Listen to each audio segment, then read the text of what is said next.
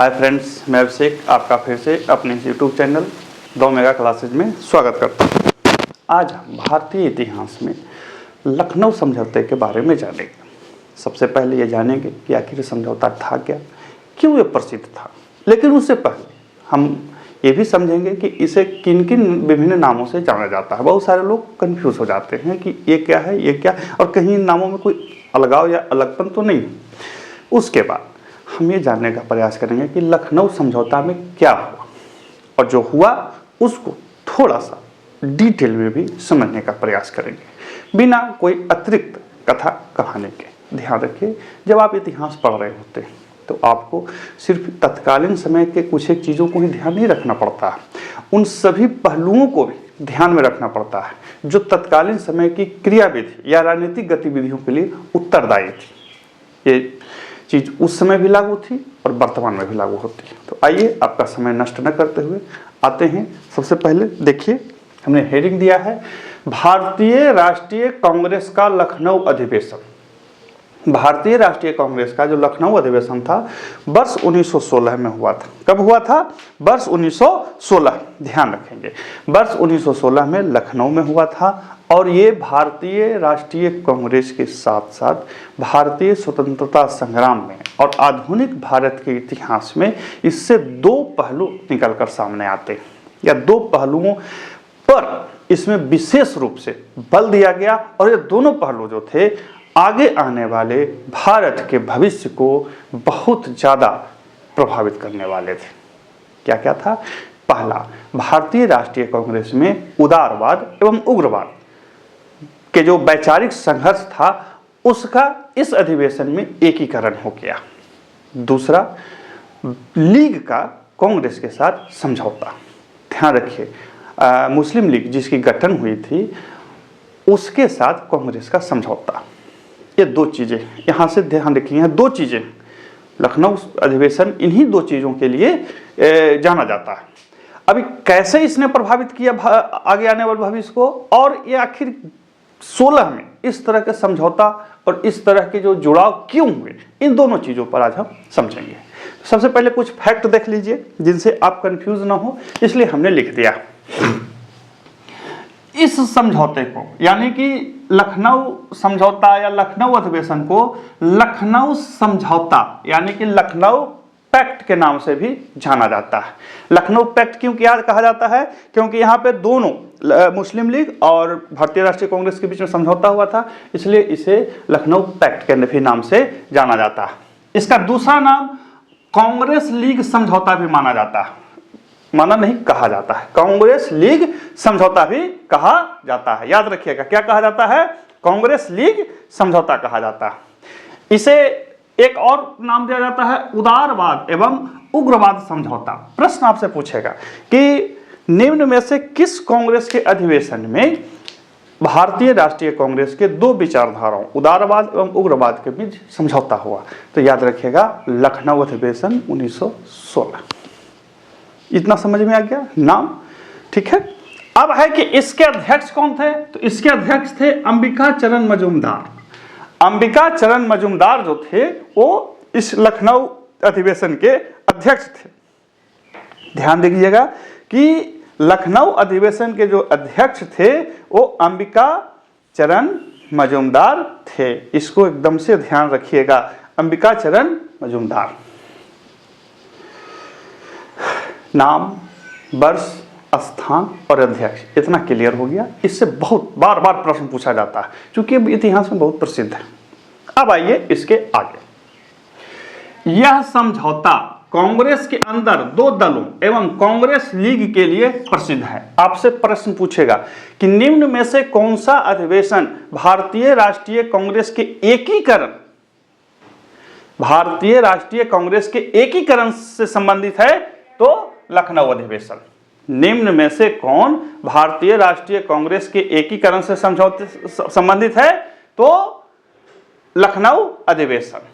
अब एक सवाल मन में आप कहना चाहिए कि भाई, जब कांग्रेस के दो दलों के बीच में समझौता हुआ तो अलगाव कब हुआ था? ये आपने पढ़ा होगा, तो मैं बता दूं एक बार, मैंने यहां लिख रखा है, सूरत फूट सूरत स्प्लिट 1907 में, इसके जो अध्यक्ष थे वो रास बिहारी बोस थे, और ताप्ती नदी के तट पर, सूरत में ताप्ती नदी बहती है, ताप्ती नदी के तट पर भारतीय राष्ट्रीय कांग्रेस का अधिवेशन हुआ था सूरत में, और वहां पर इनमें अलगाव हो गया। किनमें? कांग्रेस के उदारवाद एवं उग्रवाद के जो विचारधारा के पोषक लोग थे उनके बीच में अलगाववाद हुआ, और उसके 9 साल बाद कांग्रेस के दोनों धड़ों के मध्य इस अधिवेशन में समझौता हुआ। ये VVIP है, इसको याद रखिएगा। जो PCS की परीक्षा देते हैं या ग्रेजुएशन स्तरीय परीक्षा देते हैं, उनसे इसी में उलझा करके प्रश्न आपसे पूछेगा कि सूरत फूट कब हुई थी? 1907 में। सूरत फूट के समय अध्यक्ष कौन थे? रास बिहारी बोस। सूरत फूट जो कि 1907 में हुई थी, किस नदी के तट पर कांग्रेस का अधिवेशन हुआ था? ताप्ती नदी के तट पर। कहने का तात्पर्य है कि जब जिस चीज के बारे में जान रहे हो उसको समझ लीजिए। अब आपसे मन में सवाल आना चाहिए कि आखिर ये दोनों धड़े, कांग्रेस के दोनों धड़े लड़े क्यों, फिर मिले क्यों? दोनों में अलगाव क्यों हुआ, दोनों में मिलाप क्यों हुआ? तो सबसे पहले अलगाव को समझ लेते हैं। देखिए, जब भारतीय राष्ट्रीय कांग्रेस की स्थापना हुई तो उसमें कुछ ऐसे लोग थे, उनका यह मानना था कि हमें अंग्रेजों के साथ सहयोगात्मक रवैया अपना करके याचिका के द्वारा अपने मांगों को प्रस्तुत करना चाहिए। आपने पढ़ा होगा कि कैसे भारतीय राष्ट्रीय कांग्रेस के वार्षिक अधिवेशनों को तिलक ने साल में एक बार टर्राने वाला अधिवेशन कहा था। ठीक इसके उलट कुछ ऐसे भी विचारधारा के लोग थे जिनका यह मानना था कि नहीं, हम अंग्रेजों से लड़ेंगे, हम अपने पैरों पर खड़े होकर के अपनी आजादी मांगेंगे। दोनों सही थे, लेकिन समय का अंतर था। किस चीज का अंतर था? समय का अंतर था। अब इसको आप ऐसे समझिए, जब दोनों धड़ों में एकीकरण हुआ 16 में और 1919 में गांधी जी का आगमन हुआ, तो गांधी जी ने इन दोनों धड़ों साथ रख करके भारतीय राष्ट्रीय कांग्रेस को आगे बढ़ाया। बहुत सारे लोग गांधी को या गांधीवाद को या गांधी के आंदोलनों को कमजोर समझने का प्रयास करते हैं या कमजोर समझाने का प्रयास करते हैं। उन्हें ये जो इस तरह की चीजें करते हैं वो भूल जाते हैं कि गांधी ने हर उस माध्यमों का प्रयोग किया जो देश की आज़ादी के लिए जरूरी था। अब एक गांव का किसान, एक साधारण सा मजदूर, किसी के यहाँ बंधुआ मजदूरी करने वाला आदमी, किसी राजे महाराजे जमींदारों के यहाँ दिन भर फावड़ा चलाने वाला आदमी को आज़ादी से क्या मतलब था? कोई मतलब नहीं था। लेकिन गांधी ने सबको छोड़ा। जो उदारवाद लोग थे वो यही चाहते थे कि हम सबको छोड़ें। इधर उग्रवाद के भी सारभूत तत्वों को गांधी ने शामिल किया, और इन सबका मिला जुला रूप आपको 1942 यानी कि 1942 के भारत छोड़ो आंदोलन में मिलेगा, जब गांधी ने किसी भी प्रकार की हिंसा के लिए अंग्रेजों को उत्तरदायी ठहराया। बोला कि यदि कुछ हिंसा होती है, भारत में कोई बहुत बड़ी घटना होती है, तो उसके लिए अंग्रेज जिम्मेदार होंगे। तो इस तरह से आप आधुनिक भारत के इतिहास को समझने का प्रयास कर सकते हैं। लेकिन खैर, यहाँ पे हम सूरत फूट पे हैं। सूरत फूट से आपसे प्रश्न क्या पूछेगा? सूरत फूट कब हुआ? 1907 में। सूरत स्प्लिट 1907, रास बिहारी बोस अध्यक्ष थे। उसके 9 साल बाद कांग्रेस के दोनों धड़ों के मध्य समझौता हुआ। याद रखिए कि दोनों धड़ों के मध्य जो समझौता हुआ उसमें तिलक भी थे। समझ रहे हैं?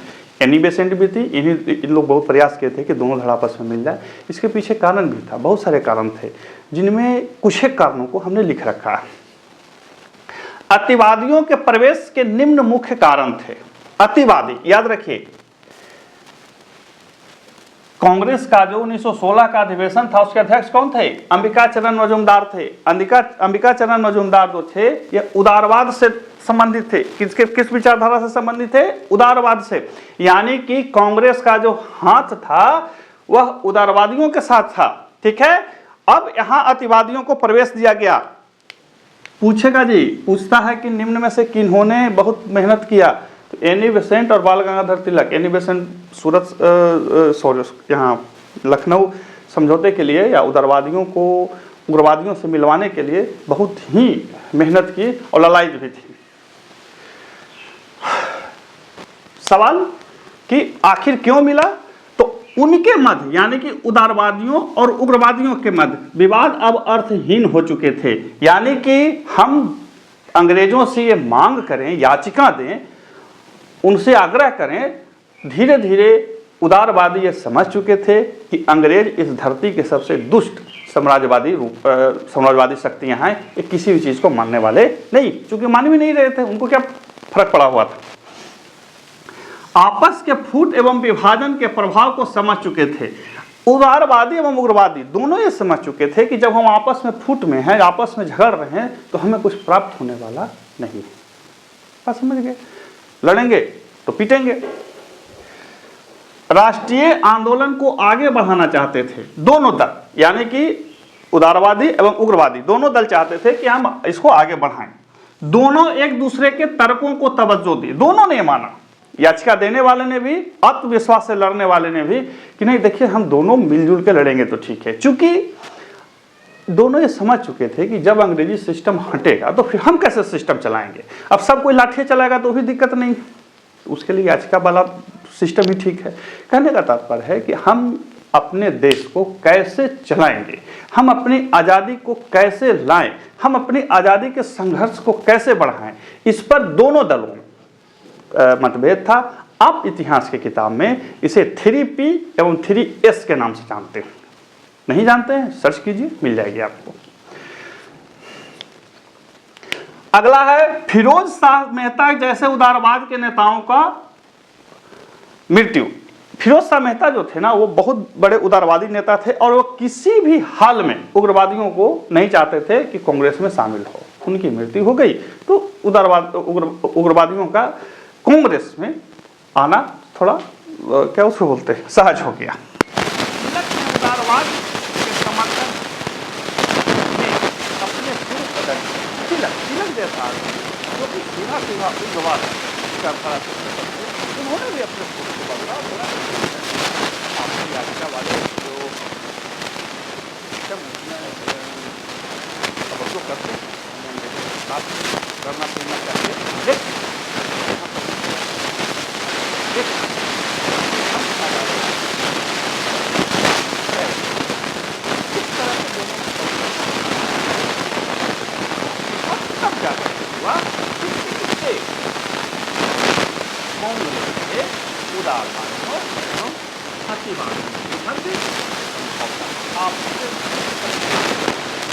उदारवाद एवं उग्रवादी के मध्य समझौते के क्या कारण है,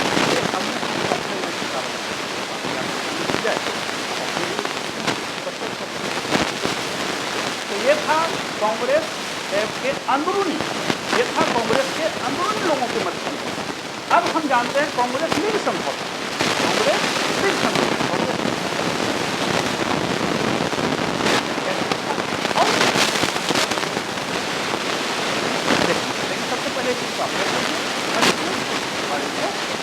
अब देखिए लीग कांग्रेस समझौते को, तो लीग कांग्रेस समझौते को जानने से पहले सबसे पहले लीग को जान लेते हैं, मुस्लिम लीग को जान लेते हैं। ठीक है, तो देखिए मुस्लिम लीग की जो स्थापना थी वो 30 दिसंबर 1906 को हुआ था ढाका में।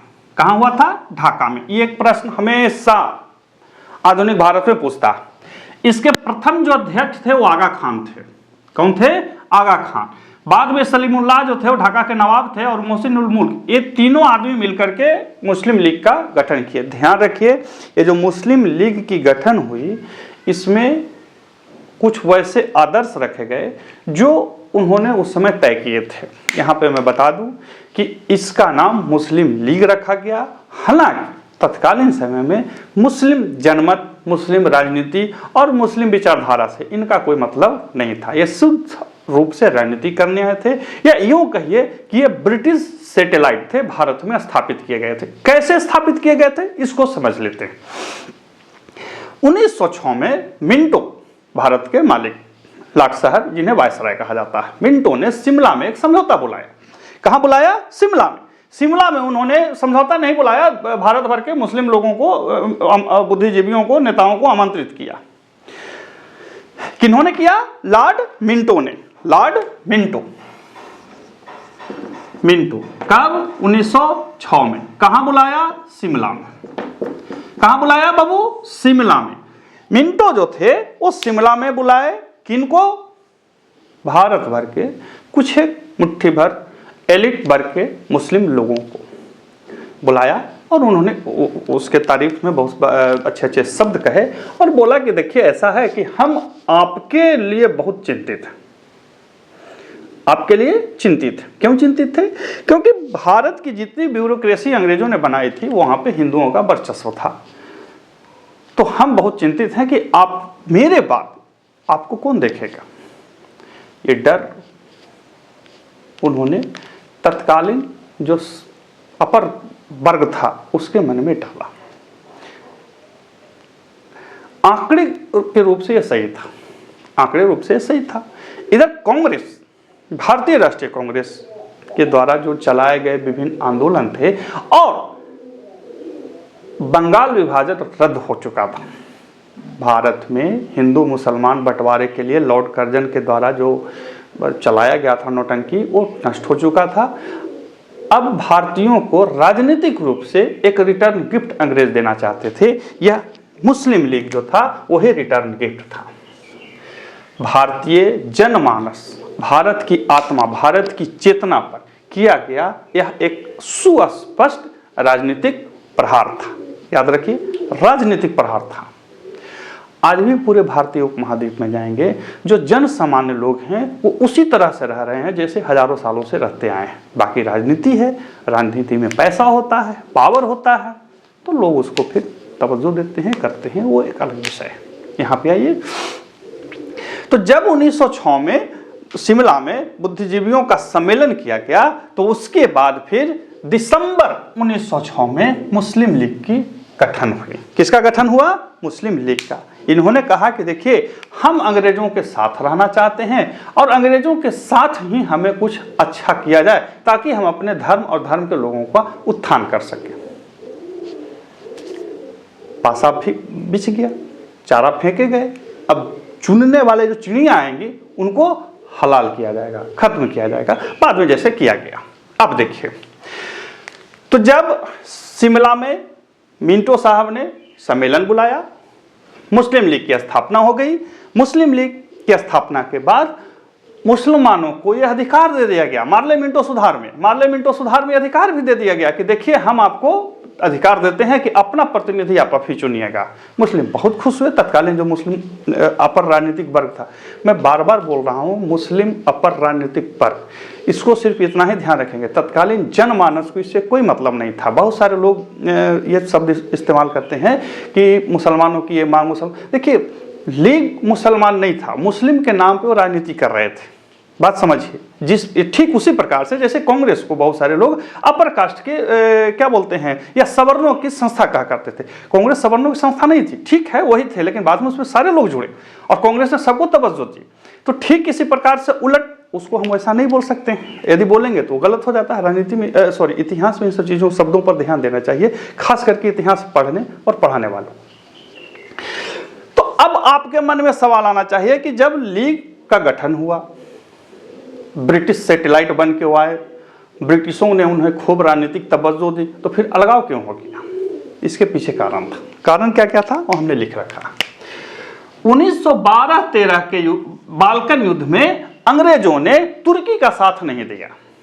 लीग जो समझती थी कि ब्रिटिशर्स जो हैं वो मुसलमानों के हितैषी बन रहे हैं, अब मुसलमानों का कल्याण करेंगे, वही ब्रिटिशर्स बाल्कन युद्ध में तुर्की का साथ नहीं दिया और 17 में तो आके उसको खंड खंड कर दिया। जो मुस्लिम राजनीति कर रहे थे उनके मन में ये धीरे धीरे शंका आ गई कि ये जो अंग्रेज हैं वो सिर्फ और सिर्फ हमारा उपयोग हमारे ही लोगों के विरुद्ध कर रहे हैं, पहली बात। दूसरी बात, बंगाल विभाजन का रद्द करना। जब बंगाल विभाजन हुआ था तो वायसराय ने यह समझाया कि देखिए, हम ऐसे प्रशासन के लिए कर रहे हैं, और उधर मुसलमानों को समझा दिया कि देखिए, आपके पास कितना बड़ा संख्या है, आप कितना बड़ा क्षेत्र का राजा बन सकते हैं। अरे भाई, राजा तो आप पहले से ही थे, बनने का क्या जरूरत था, बन सकते। तो मुसलमान बहुत खुश हुए, तत्कालीन जो मुस्लिम वर्ग था बहुत खुश हुआ, बोला कि क्या बात है। लेकिन इन्होंने बंगाल विभाजन को रद्द कर दिया। जब कांग्रेस के दबाव में इन्होंने रद्द कर दिया तो मुस्लिम लीग के जो नेता थे वे समझ गए कि हमारी मांगों को अंग्रेजों ने कोई तवज्जो नहीं दी, और एक हमेशा से करते आए। सिर्फ और सिर्फ अलग मत मताधिकार क्षेत्र दे करके, अलग अलगाव का क्या कह सकते हैं, डंडा दे करके मुस्लिम लीग के किसी भी बात को अंग्रेजों ने कभी नहीं माना। यही कारण था कि पाकिस्तान बनने तक मुस्लिम लीग अनिर्णय की स्थिति में ही रही कि आखिर उसे करना क्या। अंग्रेजों ने उसे उतनी छूट कभी नहीं दी कि वो कांग्रेस की तरह कोई बहुत बड़ा संस्था बन जाता, और उसे उतना भी नहीं मरने दिया कि जब न तब कांग्रेस को उससे लाठी से प्रहार करवा दिया जाए। याद रखिए, अंग्रेजों ने चेक बैलेंस का नीति दोनों के बीच में रखा। हालांकि लीग के किसी भी बात को अंग्रेजों ने नहीं माना। अलीगढ़ विश्वविद्यालय पर सरकार का प्रहार। अलीगढ़ विश्वविद्यालय को सरकार ने अनुदान देने से मना कर दिया, बोला कि हम ये सब कुछ नहीं करेंगे, हम कुछ नहीं जानते हैं। तो मुस्लिम जो तत्कालीन युवा पढ़ा लिखा वर्ग था वो अचंभित हो गया कि अरे भाई, आप हमें बोल रहे हैं कि हम आपके हितैषी हैं, अब पढ़ने लिखने को कुछ कर भी नहीं रहे। चौथा था युवा मुस्लिम का राष्ट्रवाद की ओर झुका। जब बाल्कन युद्धों में तुर्की का साथ नहीं दिया। अब एक सवाल मन में आ सकता है कि आखिर तुर्की का साथ क्यों देना था। तो तुर्की का जो खलीफा था तत्कालीन मुस्लिम वर्ग में बहुत ही सम्मानित पद हुआ करता था, और उनका मानना था कि ये जो है हमारे पूरे दुनिया भर के ब्रदरहुड का सबसे शिखर पुरुष है। उस पर जब प्रहार हुआ तो लोगों के मन में थोड़ा सा कचोट हुई, और धार्मिक चीज़ों में सब होने वाली चीज़ होती भी है, कोई भारी चीज़ है नहीं। लेकिन जब अंग्रेज तो साम्राज्यवादी थे, उन्होंने तुर्की को कैसे तोड़ा, ये आप आधुनिक राष्ट्रवाद में बिल्कुल भली भांति ये समझ सकते हैं कि राष्ट्रवाद का हवा बहा करके किसी भी देश को कैसे बर्बाद कर दिया जाता है। आप विश्व इतिहास को पढ़ सकते हैं।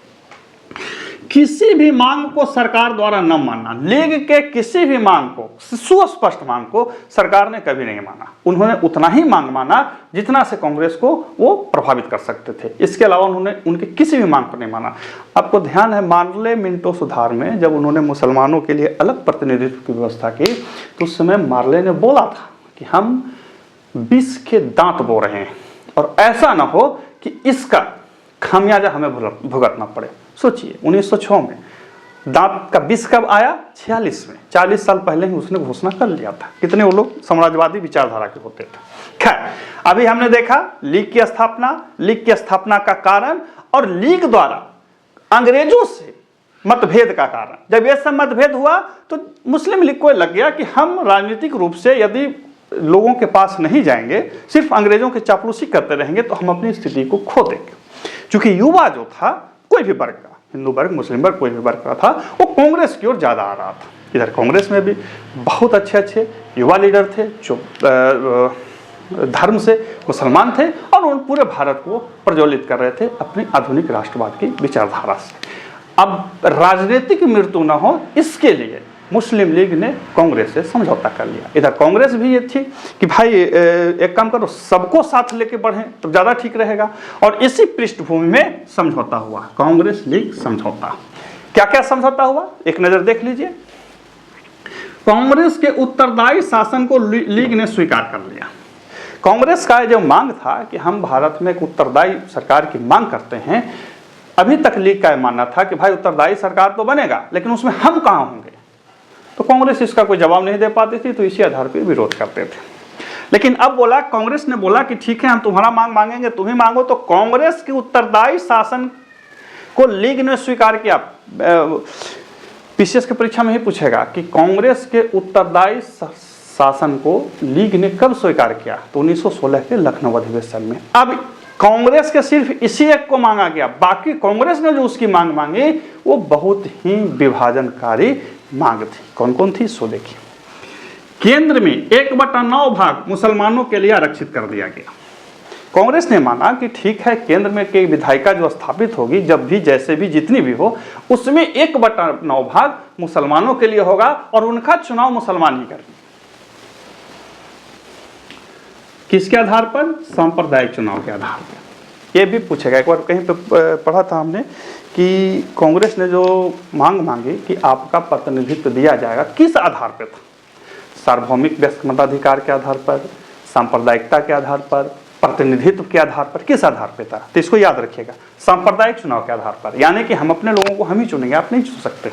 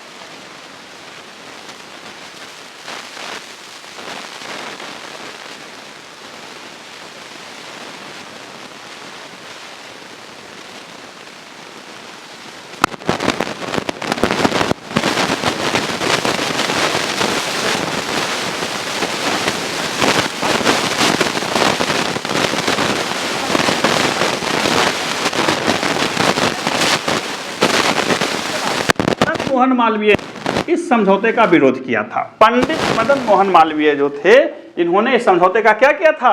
विरोध किया था, और उन्होंने कहा था कि एक सांप्रदायिक समझौता है।